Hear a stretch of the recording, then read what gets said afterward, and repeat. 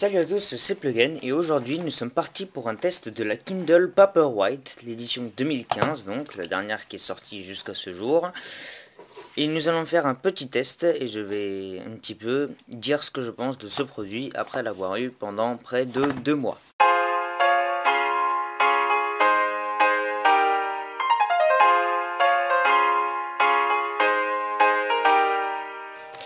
Donc je l'ai remballée telle qu'elle était, grosso modo, elle sera un peu plus emballée que ça, mais bon voilà, grosso modo quand vous recevez la boîte, ça ressemble à ceci. Vous devez retirer la boîte de son papier qui l'entoure, ne pas faire comme moi et penser que ça s'ouvre directement. J'ai réussi à déchirer la boîte du Kindle.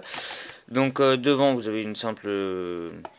quelque chose de très simpliste, et derrière vous avez toutes les spécifications techniques de l'appareil avec les instructions éventuellement, voilà, des instructions légales, enfin tout ce qui nous intéresse pas, bref. La boîte ici, vous voyez la boîte avec marqué Amazon et Kindle Paperwhite sur les tranches. On peut le voir ici. Là vous voyez le numéro de série, enfin bref, vous vous en foutez. Et là ce qu'il faut faire donc c'est l'ouvrir, la boîte. Vous pouvez voir ici le sorte de logo. C'est pas le logo de Kindle, mais voilà, disons qu'il est beaucoup utilisé. Vous allez voir lorsqu'on va le démarrer. Là vous avez votre Kindle, alors il vous affichera un écran spécial dédié au démarrage. Et la chose qui déjà est très flagrante avec ce Kindle, c'est que éteint, l'écran est blanc. Donc je vais vous expliquer un petit peu comment fonctionne cet écran, parce que c'est un écran qui est très, très spécial. C'est pas du tout comme un écran de téléphone. Donc qu'est-ce qu'on a d'autre? On a ici une notice de mise en route. Vous voyez ici comment brancher votre Kindle.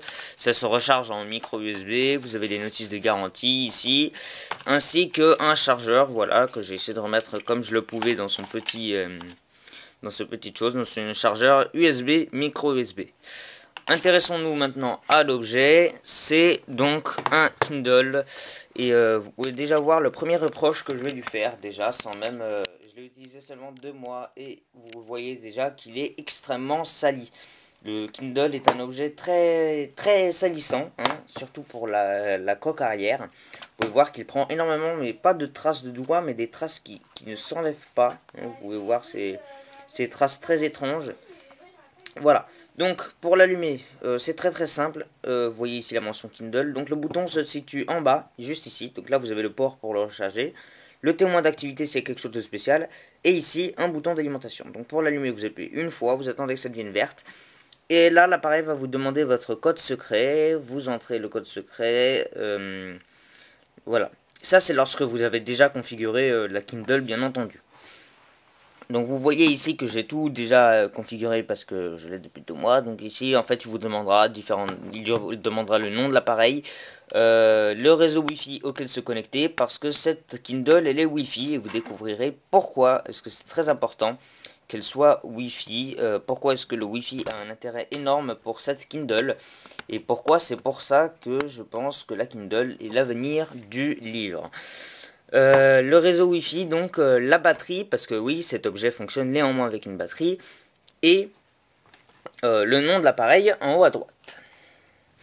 Alors la première chose que vous vous posez comme question, c'est comment obtient-on de livres?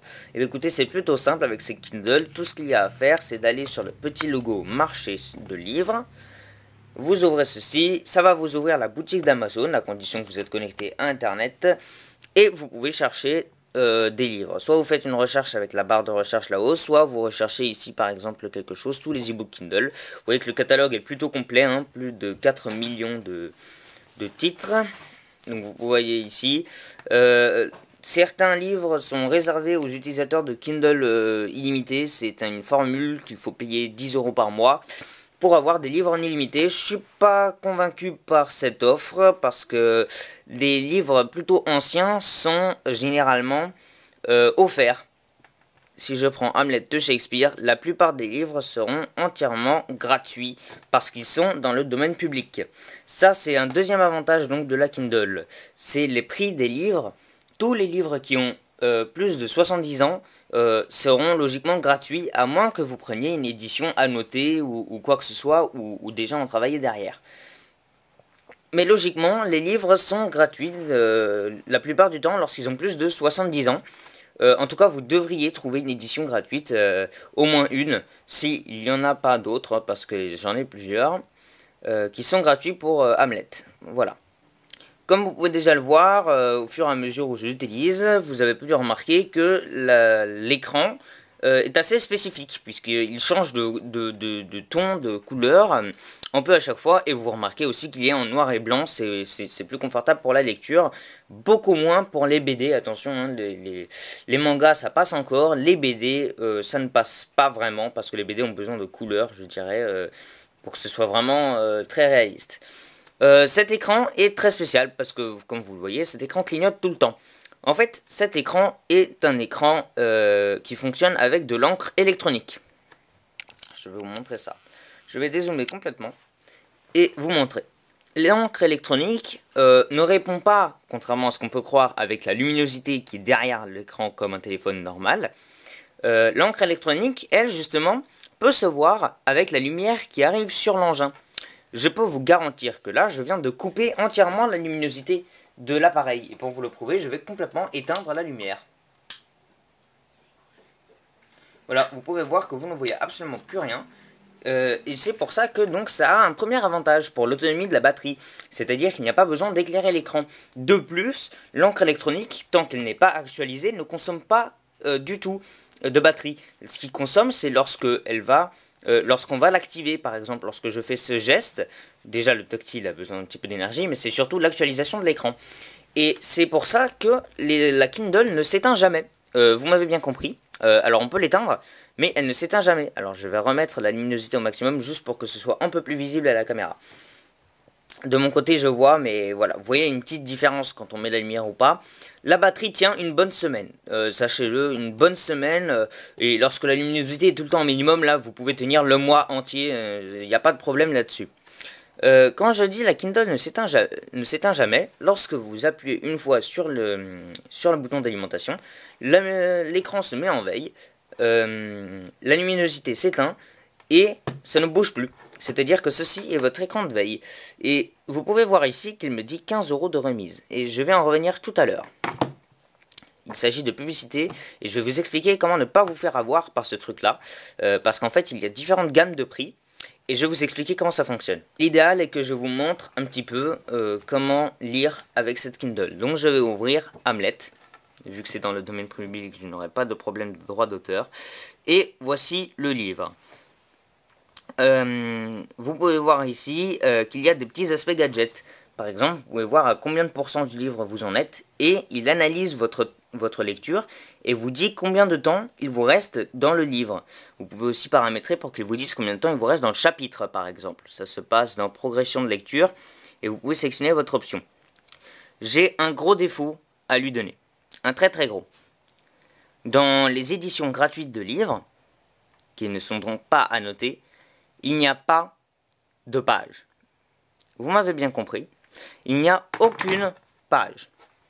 C'est-à-dire que votre Kindle fonctionne avec un système d'emplacement que je n'ai toujours pas réussi à comprendre au bout de 2 mois d'utilisation. C'est pour ça que je me fie au pourcentage. Vous avez quand même le droit de savoir combien de pages contient le livre en allant dans à propos du livre. Vous voyez ici dans à propos du livre combien de pages a le livre que je suis en train de lire. Cependant, il n'y a aucune page. Certaines éditions en ont et elles sont extrêmement rares et c'est un gros inconvénient que je donne à cette Kindle parce qu'il n'y a aucun moyen de se repérer correctement dans le livre, dans la lecture. Un autre très bon intérêt de ce Kindle, pourquoi est-ce qu'il est vraiment très pratique, c'est qu'il a un dictionnaire intégré. Et pas seulement le dictionnaire lui-même, c'est-à-dire le livre, il y est intégré, hein, mais pas seulement ça. C'est-à-dire qu'il est intégré en permanence avec le système. Si j'ai un mot où je ne sais pas ce que ça veut dire, par exemple cervelle, j'ai juste à appuyer un petit peu longtemps dessus, et la définition va apparaître quelques secondes plus tard, ici, avec tous les sens. Et c'est plutôt pratique. Vous avez aussi accès, en glissant vers la droite, à une recherche Wikipédia, éventuellement, si vous avez besoin de plus de choses. Voilà, vous voyez ici tout l'article Wikipédia qui s'affiche. Sachez que pour Wikipédia, il faut absolument avoir une connexion Internet. Ça ne fonctionne pas sans connexion Internet. Et il y a aussi un système de traducteur traduit avec Bing Traduction, où vous pouvez traduire vers différentes langues. Par exemple, je peux dire que je veux ça en allemand, et il me donne la traduction. Donc vous savez, c'est Bing Traduction, hein, je ne sais pas vraiment s'il m'a correctement traduit ce que je voulais. Je vous le dis tout de suite, c'est Bing Traduction, c'est vraiment pas un traducteur professionnel, il ne faut pas se fier à 100% à ce traducteur. Ça vous donne une approximation, mais pas complètement. Le traducteur peut traduire des phrases entières, donc voilà, ça je sais que quand même ça la traduit correctement, je connais un minimum d'allemand quand même. Donc voilà, il peut traduire des phrases complètes, et c'est vraiment un très bon point fort pour acheter une Kindle, surtout pour la définition en fait, parce que en tant que lecteur, disons, modéré, en lisant des vieux livres où ils parlent le vieux français, je n'ai pas forcément tous les mots de vocabulaire que je dois connaître pour lire le livre, et c'est vraiment très pratique d'appuyer juste une fois sur le mot et d'avoir la définition qui apparaît juste en dessous. Sinon, vous vous demandez peut-être comment il est possible de mettre d'autres livres à part de cette méthode-là, et peut-être que vous vous demandez aussi est-ce qu'il est possible de mettre ses propres livres ou bien ses propres documents personnels sur la Kindle. Et la réponse est oui. Et vous avez plusieurs options pour ça. Soit vous utilisez le câble USB qui est fourni avec et vous le connectez à votre ordinateur. Il sera reconnu un peu comme une clé USB et vous aurez juste à glisser votre document dedans. Ou bien vous utilisez le service d'Amazon. Le service d'Amazon, c'est très simple. Ça permet d'envoyer un document PDF ou une image vers la Kindle. Je vais vous montrer comment je fais et le résultat est plutôt convaincant. Je me suis envoyé les tarifs de Free Mobile sur la Kindle via le service de mail. C'est-à-dire que vous aurez sur votre compte Amazon une adresse mail qui sera dédiée à votre Kindle. Et dès que vous envoyez un document dessus, le document arrive quelques secondes après sur la Kindle. Et donc j'ai fait ça avec les tarifs de Free Mobile. Vous pouvez voir que le résultat est plutôt convaincant. C'est-à-dire que, attention, je rappelle, vous n'avez pas les couleurs. Donc n'essayez pas de faire avec un PDF qui contient des images, parce que le résultat ne sera pas convaincant. Mais en tout cas, vous pouvez voir ici que ça fonctionne plutôt bien. Vous voyez ici que c'est la brochure des tarifs en vigueur le 15 septembre 2015. Un autre avantage avec la Kindle, on ne perd pas les livres qu'on a payés. Effectivement, Amazon propose son service de cloud et ils sont plutôt performants dessus. C'est-à-dire que lorsque vous avez plus de place dans votre appareil, vous pouvez virer un livre et le retrouver grâce au cloud. Vous ne perdez donc plus vos livres, vous pouvez ici tout retrouver tous vos livres que vous avez ici. Vous pouvez voir ici les modes d'emploi, les dictionnaires, les livres que vous avez achetés avec, les extraits que vous avez pris récemment. Vous voyez effectivement, vous avez toutes les options pour retrouver les livres que vous avez commandés. Donc il n'y a aucune façon, vous n'aurez aucune excuse, vous ne pourrez pas perdre vos livres avec, vous n'aurez pas à les repayer une seconde fois. Et je trouve quand même que c'est un bon point. Une question que vous posez peut-être, parce que c'est important, c'est est-ce que ça tient bien dans la main? Et personnellement, je trouve que oui, le poids est un petit peu lourd, mais ça tient bien dans la main. Vous voyez que la taille est assez... c'est la taille, grosso modo, d'un livre de poche. Il n'y a pas vraiment beaucoup de différence avec. Vous pouvez voir ici que c'est grosso modo la même chose. Hein, ça dépend du livre de poche que vous prendrez avec. Mais globalement, la surface d'affichage est la même. Idem si vous avez des problèmes de vue éventuels. Vous avez une option que je trouve plutôt pratique, c'est-à-dire que vous pouvez ajuster la taille du texte. Lorsque vous vous rendez dans votre livre, vous appuyez une fois en haut, et des paramètres arrivent. Et lorsque vous appuyez sur AA, vous avez ici les paramètres. Vous pouvez régler la police, la taille d'écriture, les interlignes et les marges. Par exemple, je peux choisir d'afficher le texte un petit peu plus grand. Voilà, comme ceci. Avec la police, par exemple, Helvetica. Avec un interligne plus ou moins grand, pour voir une meilleure distinction, et des marges plus ou moins espacées. Voilà, vous pouvez voir ici que c'est vraiment très bien fait. Je vais garder le mode normal, hein, avec le texte plus petit, ça me va très bien. Vous voyez ici comment c'est fait, et je trouve ça vraiment très bien d'avoir mis cette option, même si je n'arrive toujours pas à comprendre pourquoi ils n'ont pas mis de page sur ce système. Peut-être que c'est à cause de la taille adaptive qui change les pages, mais je trouve que c'est pas une excuse qui convient. Je voudrais que lors des mises à jour de Kindle, la prochaine instaure un système de pages du Kindle, parce que c'est franchement pas compliqué à calculer. Oui, vous m'avez entendu dire mise à jour, et effectivement, cette Kindle se met à jour. Vous aurez ici, la première fois que vous démarrez votre Kindle, une mise à jour. Et si une nouvelle est disponible, vous aurez ici les options de mise à jour. Ici, mon option est grisée, c'est-à-dire qu'il n'y a aucune mise à jour pour le moment. Il a donc une mémoire de 4 Go et peut faire une clé USB au besoin, mais il est beaucoup plus conçu pour lire vos livres vous-même. Amazon a aussi conçu, donc, lorsque vous voulez transférer vos livres, Amazon a aussi conçu une application qui permet de transférer ces documents plus efficacement et plus intuitivement encore que par mail ou par câble USB.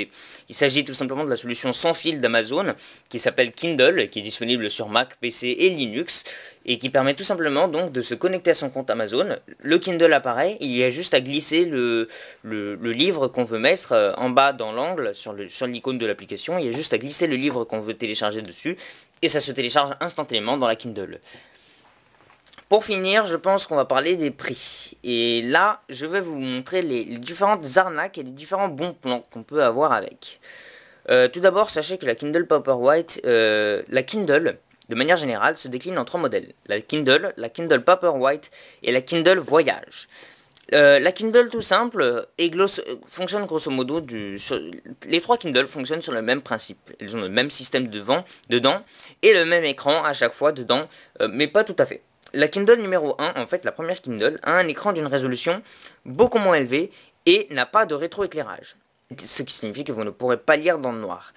La Kindle Paperwhite dispose d'un écran rétroéclairé et d'une bien meilleure résolution, ce qui est beaucoup plus pratique pour lire les mangas. Et la Kindle Voyage dispose de tous les atouts de la Kindle Paperwhite, sauf qu'il y a des petites choses en plus, comme par exemple l'adaptation automatique de la luminosité de l'écran, ou des choses comme ça. Les 3 ont grosso modo la même autonomie de batterie lorsque vous les utilisez avec les mêmes fonctions. La Kindle Paperwhite et Voyage se déclinent en 2 modèles. Il n'y a aucun choix de capacité de stockage parce que les livres sont tellement légers qu'il n'y a pas besoin de beaucoup plus de 4 Go pour stocker ces livres. Simplement, la différence se fait au niveau du modèle Wi-Fi et 3G. Je pense, honnêtement, même si la 3G est fournie par Amazon, il y a une certaine quantité de données qui est incluse dans la Kindle, je ne pense pas que la 3G soit un bon plan à moins que vous voyagez tout le temps. Le modèle 3G coûte beaucoup plus cher. Et je ne vois pas vraiment l'utilité, sachant que moi quand je lis, c'est surtout je lis dans mon lit et je préfère avoir le mode avion activé pour ne pas recevoir d'ondes. Maintenant, si vous voyagez tout le temps, que vous êtes tout le temps dans le train, qu'il n'y a jamais de wifi, quoi que ce soit, #SNCF, vous pouvez éventuellement prendre la 3G si vous avez un peu plus d'argent à dépenser. Le deuxième arnaque qui s'adresse aux utilisateurs de toutes les Kindle ont à faire attention.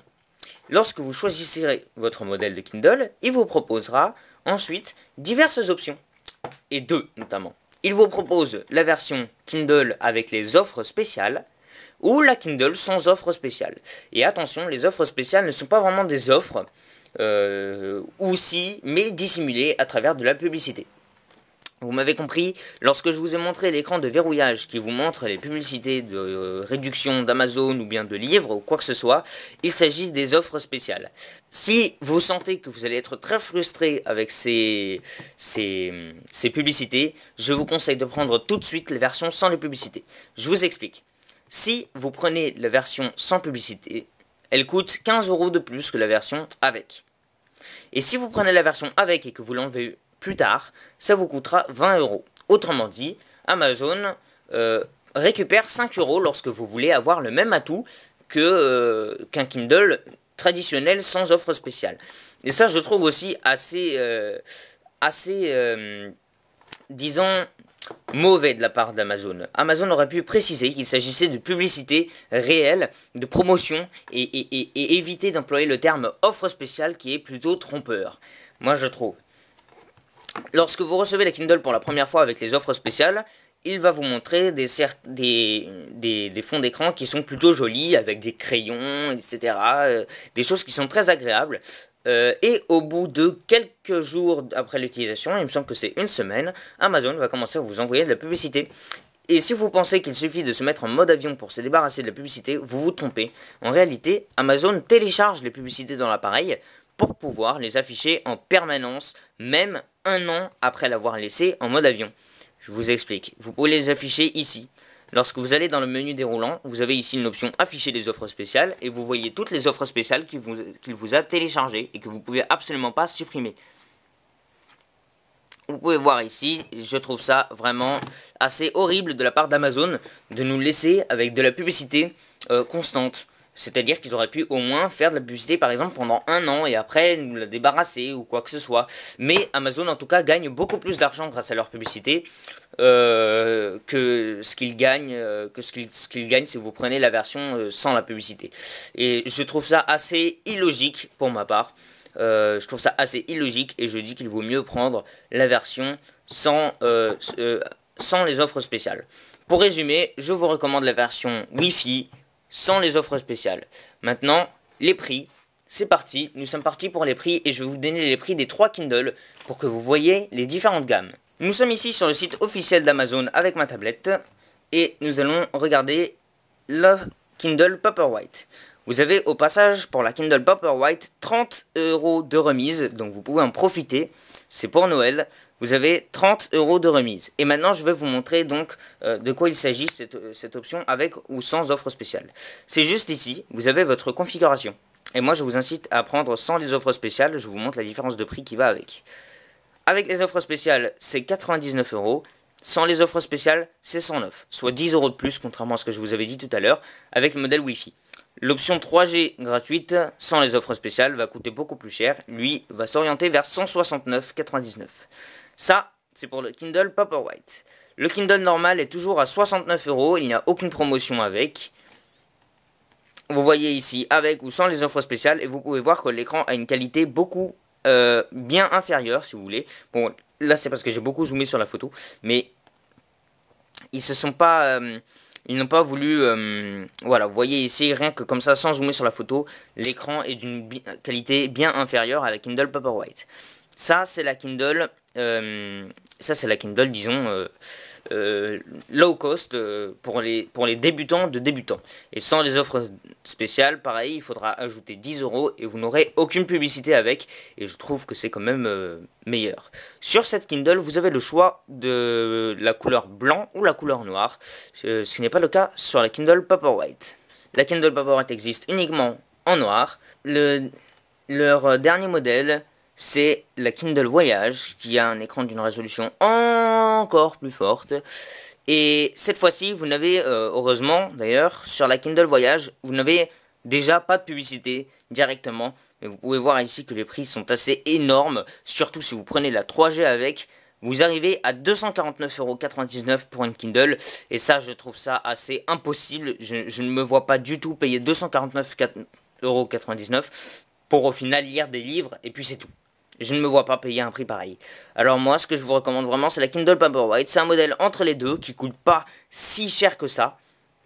C'est-à-dire que certes, là vous voyez c'est plutôt cher, mais ça vous donne beaucoup d'avantages. Et pas seulement des gadgets si vous voulez, mais de vrais avantages. Si par exemple vous ne savez pas quel est un mot ou plusieurs mots, vous avez en un clic la définition, et je trouve que c'est le côté le plus pratique de cette Kindle, la possibilité de pouvoir mettre vos livres instantanément et de commencer à les lire en quelques secondes.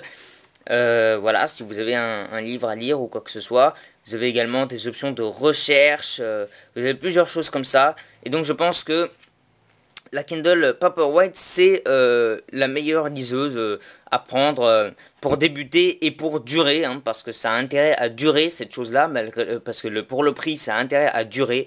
De ce que j'ai pu constater, la qualité de fabrication est plutôt bonne, ça n'a pas l'air d'être facilement cassable, de ce que je vois. Et donc je vous recommande ça sans les offres spéciales et avec uniquement la Wi-Fi, parce que la 3G gratuite, ça coûte beaucoup plus cher. Même s'il n'y a pas d'abonnement à payer, ça coûte beaucoup plus cher et je vois pas trop l'intérêt. Voilà, c'était mon petit test sur la Kindle donc Paperwhite. C'est mon premier test sur ma chaîne YouTube, donc je voudrais simplement voir ce que vous en pensez, hein. Et donc pour ma part, je trouve que c'est vraiment un objet qui est plus pratique, à condition de se débarrasser complètement des livres normaux. C'est-à-dire que voilà, maintenant pour le lycée, je lis mes livres avec cette Kindle. Et je trouve ça beaucoup plus pratique pour trouver les mots de vocabulaire ou quoi que ce soit que je ne trouve pas. Je peux simplement chercher sur Wikipédia. Si jamais vous ne trouvez pas de réponse, sachez que vous pouvez aussi accéder à Internet avec, mais c'est vraiment pas recommandé, sachant que vous n'avez pas les couleurs et que l'écran met beaucoup de temps à s'actualiser. Cette option s'appelle navigateur expérimental et vous permet d'accéder à Internet, par exemple sur Google ou quoi que ce soit. Vous pouvez voir ici la page Google s'afficher. Internet est plutôt lent avec et c'est vraiment pas recommandé d'utiliser le navigateur expérimental parce que ça n'a aucun intérêt d'utiliser un navigateur sur une liseuse. Voilà, à part si vous trouvez des articles et encore, l'écran mettant énormément de temps à se rafraîchir, je suis pas sûr que lire les articles en défilant soit la meilleure solution. C'est pour ça que la Kindle, il faut tourner les pages. Pour tourner les pages, simple réflexion, on peut tourner la page avec le doigt. Mais on peut aussi simplement toucher et ça va la tourner. Et c'est ça ce que je pourrais à la limite un petit peu plaindre. C'est-à-dire que la bordure est un petit peu trop sensible. C'est-à-dire que vous avez ici sur la partie du haut toutes les options. Donc quand vous appuyez au-delà de cette partie-là, vous accédez aux options. Et là, pour passer à la page suivante, c'est toute cette zone-là. Et il y a seulement cette zone-là, cette petite zone-là qui est réservée à la page précédente. Donc si j'appuie ici en pensant aller à la page précédente, et bien j'appuie la page suivante en fait. Même en étant ici, ça passe à la page suivante. Et donc c'est ça que je peux un petit peu plaindre de la Kindle. C'est-à-dire que quand je la tiens à une main, j'ai pas forcément envie de repousser mon pouce jusqu'au bout. Je pense que si je fais ça, que je glisse comme ça va me passer à la page précédente. Mais non, ça me passe à la page suivante. Donc c'est ça que je regrette un petit peu. C'est pas hyper intuitif, mais pour du texte qui est statique, franchement, je dirais que ça va. On peut naturellement zoomer avec les deux doigts comme ça. Vous voyez toujours que c'est pas très intuitif, mais c'est possible. L'écran qui s'actualise souvent, donc ça il va falloir s'y habituer. Au début j'étais un petit peu comme vous, je me disais mais pourquoi ça devient noir et blanc comme ça tout le temps, c'est complètement étrange et c'est désagréable. Mais en fait on s'y fait au bout d'un moment, c'est pas un problème. Donc mon verdict, je dirais que c'est vraiment un produit qui est pratique à condition qu'on sache le prendre en main. Je plains de nouveau le design assez salissant de cette liseuse. Elle a l'air de retirer un petit peu comment dire, son côté un petit peu opaque. Elle le perd pour devenir un petit peu transparent, un peu comme la mention Kindle en fait. À certains endroits déjà on sent que le opaque s'en va en fait et c'est ça que je pourrais un petit peu reprocher également. Voilà. Et l'absence des pages, c'est vraiment quelque chose que je voudrais que Amazon corrige, qu'Amazon mette une mise à jour qui permette de voir à quelle page on est, parce que franchement la lecture sans les pages c'est plus un livre qu'on lit. Et donc voilà, je vous déconseille fortement de la redémarrer sauf si c'est vraiment nécessaire, pour le simple fait que il est beaucoup trop long à redémarrer. Voilà, je vais vous faire une petite démonstration. Si je la redémarre, la tablette est vraiment beaucoup trop longue à démarrer et je ne comprends pas pourquoi une liseuse qui est censée lire des livres est aussi longue à démarrer. Je trouve ça assez exagéré quand même comme temps de démarrage, parce que voilà, c'est-à-dire qu'on a une barre de chargement qui avance mais tellement lentement qu'on se dit que ça pourrait aller beaucoup plus vite. Sinon, ce que je trouve aussi très pratique, c'est le fait que l'écran ne se retourne pas automatiquement, parce que c'est quand même beaucoup plus pratique. Quand je suis dans mon lit, je suis pas obligé de rester assis, je peux aussi m'allonger et retourner la Kindle dans ce sens-là pour lire, sans avoir de problème, puisque le sens de l'écran sera toujours dans mon sens. Vous avez une option pour la lecture en paysage, je l'ai essayé et c'est pas très convaincant. Je préfère toujours le format en portrait parce que le texte s'affiche tout simplement mieux sur le format en portrait parce que c'est prévu pour. Voilà, c'est mon test sur la Kindle Paperwhite. Vous pouvez me dire si vous l'avez dans les commentaires. Est-ce que vous êtes d'accord avec moi? Est-ce que oui ou non vous respectez des avis ou pas? Est-ce que vous êtes d'accord sur le prix éventuellement ou quoi que ce soit? Je trouve que la Kindle Paperwhite est un petit peu chère au début, mais après on l'oublie son prix avec les fonctions qu'elle propose et les livres qui sont pour la plupart gratuits. Et ceux qui sont payants ne sont pas au même prix que la version des livres parce qu'il n'y en a pas à l'imprimer, donc ça vous épargne généralement une vingtaine de pourcents du prix du livre normal. Il y en a quelques-uns même où je suis tombé sur 50% de réduction juste parce que c'était pas imprimé. Et vous voyez que vous avez ici des e-books pour 3 euros, pour moins de 3 euros. Voilà, bon, bah, bref, ça c'est pour les livres récents. Bref, c'est mes publicités, voilà. Ça peut éventuellement faire un beau cadeau de Noël, sachant qu'il y a la promotion maintenant. Je vous invite à en profiter si vous hésitez ou pas. Je vous dis que moi, je m'y suis habitué à cette Kindle. Et je pense que c'est vraiment un bon plan, parce que la Kindle, c'est une nouvelle façon de lire au final. Et franchement, je trouve que c'est convaincant. C'est convaincant comme qualité de produit, etc. Ils vous proposeront d'acheter des protections, etc. Mais moi, honnêtement, j'en ai pas vu l'utilité. Je préfère la garder comme ça. Aucun souci, c'est plutôt résistant. Et ça tient bien en main par ces bords qui sont arrondis. Vous voyez, donc ça tient vraiment bien en main. Moi, je la tiens comme ça. Généralement, je la tiens de cette manière-là. Et puis, ça tient vraiment très très bien. Juste faire attention de ne pas toucher la paume de la main contre l'écran, parce que ça va faire passer la page précédente. Ça, pour le coup, ça marche. Mais voilà, moi je dirais que voilà, on s'y habitue vite.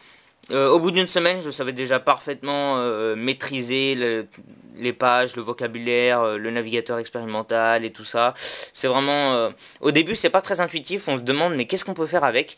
Ben, en réalité, pas grand-chose à part lire le livre, mais le lire d'une meilleure façon, en fait. Et l'idée, c'est vraiment d'oublier le bouquin avec ce truc-là. Sachant que on peut oublier aussi le gros dictionnaire. Maintenant, le dictionnaire se transporte là-dedans. C'est quand même un petit peu plus pratique. Je vais vous montrer, les dictionnaires sont rangés dans une section à part. Ils sont rangés là-dedans. Et vous voyez, vous avez des dictionnaires de toutes les langues. Donc, c'est pas seulement en français, hein. Vous avez mais toutes les langues. Vous avez l'allemand, le japonais, le chinois, l'espagnol, des dictionnaires de traduction aussi, par exemple français-anglais. Vous voyez ici, ça marche dans les deux sens. L'américain, enfin l'anglais américain plutôt, pardon. L'anglais français de nouveau. Enfin voilà, vous avez tout ça de différentes marques qui sont plutôt connues, hein, pour les dictionnaires. Pour l'édition française, j'ai le dictionnaire Cordial, dictionnaire numérique français. Et vous avez ici, voilà, vous voyez, c'est un système d'emplacement qui est complètement incompréhensible. Et vous voyez ici, vous pouvez faire une recherche dans le livre. Ça veut dire que dans n'importe quel livre, vous avez trouvé un passage et par exemple, je peux taper, je tape lire. Vous voyez ici tout ce qui arrive comme résultat du livre. Je peux faire lire comme ceci. Et vous voyez ici, j'arrive sur la page où il a trouvé le mot lire, où on peut voir ici les définitions du mot lire. Ça, c'est le dictionnaire comme ça, et je trouve génial qu'il ait intégré à l'intérieur de la lecture. Ça change vraiment tout. Voilà, c'est tout pour mon test de Kindle. Voilà, je trouve que c'est un bon plan, avec certaines choses à éviter, comme par exemple les publicités, les offres spéciales. Mais sinon, je trouve que je m'en sors vraiment bien, et l'autonomie aussi est assez convaincante, si c'est ça là, ce qui vous fait hésiter.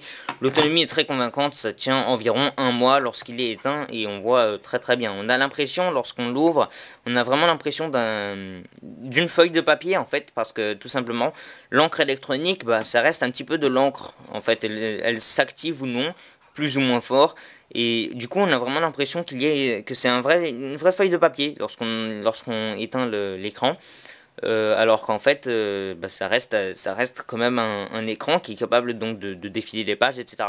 Mais je trouve que c'est vraiment très pratique pour lire ces livres. Voilà, c'était mon test. Vous dites ce que vous en avez pensé dans les commentaires, vous laissez j'aime si vous avez aimé la vidéo, et surtout abonnez-vous.